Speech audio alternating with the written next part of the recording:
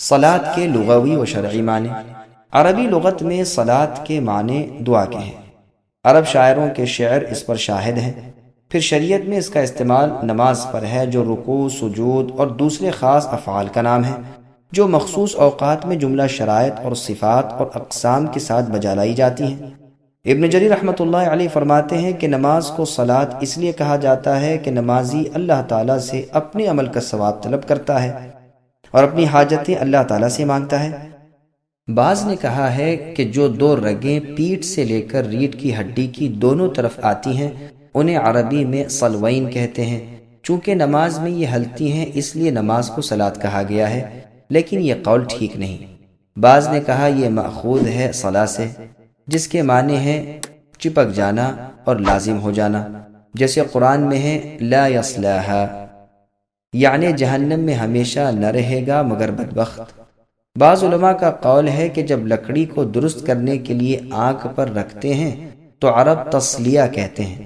چونکہ نمازی بھی اپنے نفس کی کجی کو نماز سے درست کرتا ہے اس لیے اسے صلاۃ کہتے ہیں، جیسے قرآن میں ہے ان الصلاۃ تنہی عن الفحشاء والمنکر، یعنی نماز ہر بے حیائی اور برائی سے روکتی ہے۔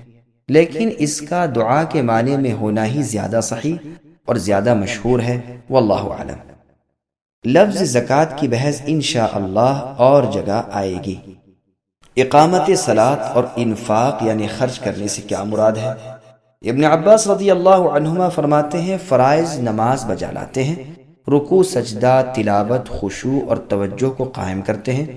قتادہ رحمۃ اللہ علیہ کہتے ہیں وقتوں کا خیال رکھنا، وضو اچھی طرح کرنا، رکوع سجدہ پوری طرح کرنا اقامت صلاۃ ہے۔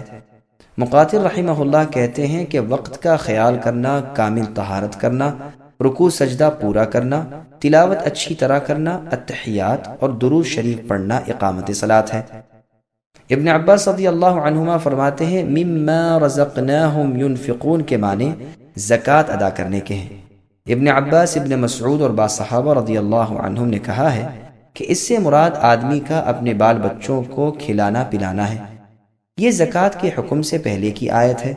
ضحاک رحمۃ اللہ علیہ فرماتے ہیں کہ زکوٰۃ کی 7 آیات جو سورہ براءت میں ہیں ان کے نازل ہونے سے پہلے یہ حکم تھا کہ اپنی اپنی طاقت کے مطابق تھوڑا بہت جو میسر ہو دیتے رہیں۔ قتادہ رحمۃ اللہ علیہ فرماتے ہیں یہ مال تمہارے پاس اللہ کی امانت ہے، ان قریب تم سے جدا ہو جائے گا، اپنی زندگی میں اسے اللہ کی راہ میں لگا دو۔ ابن جریر رحمۃ اللہ علیہ فرماتے ہیں یہ آیت عام ہے زکوٰۃ کو، اہل و عیال کے خرچ کو، اور جن لوگوں کو دینا ضروری ہو ان سب کے دینے کو شامل ہے۔ اس لیے پروردگار نے ایک عام وصف بیان فرمایا ہے اور عام تعریف کی ہے جو ہر طرح کے خرچ کو شامل ہوگی۔ میں کہتا ہوں قرآن کریم میں اکثر جگہ نماز کا اور مال خرچ کرنے کا ذکر ملا جلا آتا ہے، اس لیے کہ نماز اللہ کا حق ہے اور اللہ کی عبادت ہے، جو اللہ کی توحید اور اللہ کی ثنا اور بزرگی اور اللہ کی طرف جھکنے، اللہ پر بھروسہ کرنے اور اللہ سے دعا کرنے کا نام ہے۔